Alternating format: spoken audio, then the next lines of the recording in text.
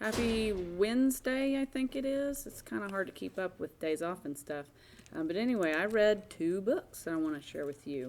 The first one is Aurora Rising by one of my favorite author duos, Amy Kaufman and Jay Kristoff. And it is in our sci-fi section. We're pondering right now possibly moving some of the most action-packed sci-fi things into our adventure section. So if you have any comments or feedback on that, let us know.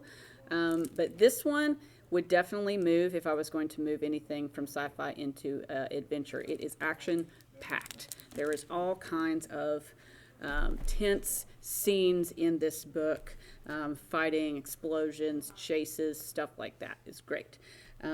But the premise of the story is the main characters, there are several characters, you get several different perspectives in the book, but the way they do it is it's easy to keep them straight for me. Some authors don't do a great job at that, but these authors I do feel do a good job of making sure you understand. Each character has a specific voice that is easy to tell when you're reading who is telling that part of the story. But anyway, these people, they are teenagers, but older teenagers, and they have recently graduated from kind of like a Starfleet Academy. I can't remember the name because I've slept since then, but it has something to do with Aurora.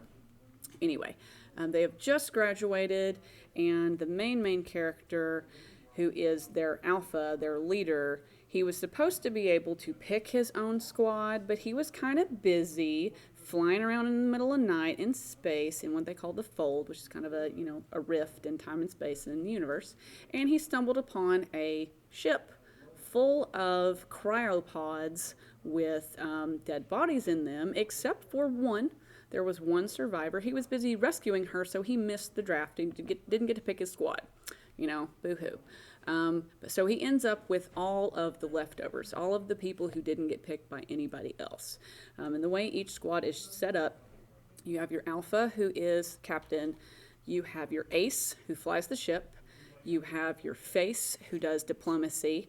You have your brain, who does medicine and science. You have your gearhead, who fixes your ship. And then you have your tank, who is obviously your muscle.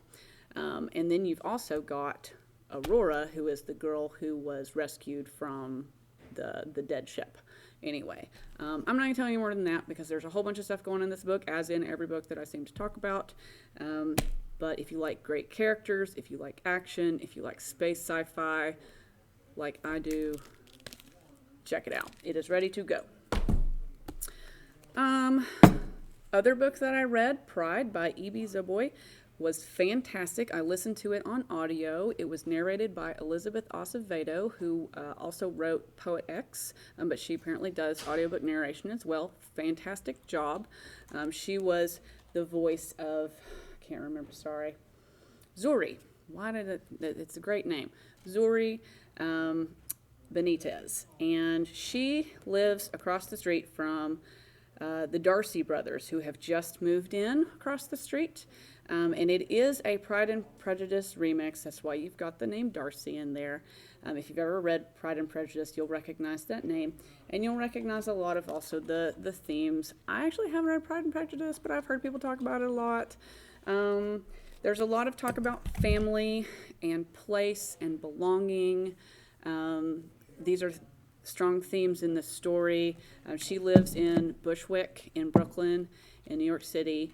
And there is some gentrification going on, so the Darcy family is part of this. They bought a house across the street, completely redid it, extreme makeover style, and then they move in their fancy clothes with their car and their big stuff, and they're all like, Zuri just hates them, okay? She just can't stand them, and their snootiness and their attitude.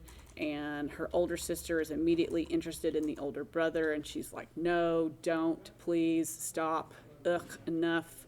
Her younger sisters are like, oh, they're so dreamy and sweet and awesome, and I love them, and I want to be their girlfriends, but they're only 13 years old, so they need to quit. But anyway, I really enjoyed the back and forth between Zuri and Darcy. The side plots were interesting as well. And again, also a lot of the talk about belonging, place, I really enjoy that in books. And so I recommend it. Like I said, I listened to it on audio. I would recommend it in that format, but I'm sure it's also good in print as well. We've had this book for a little while and it hasn't moved, but if you like love stories, particularly where the main characters just hate each other at the beginning, you'll like this one. Check it out. And I'll see you guys later with some more books.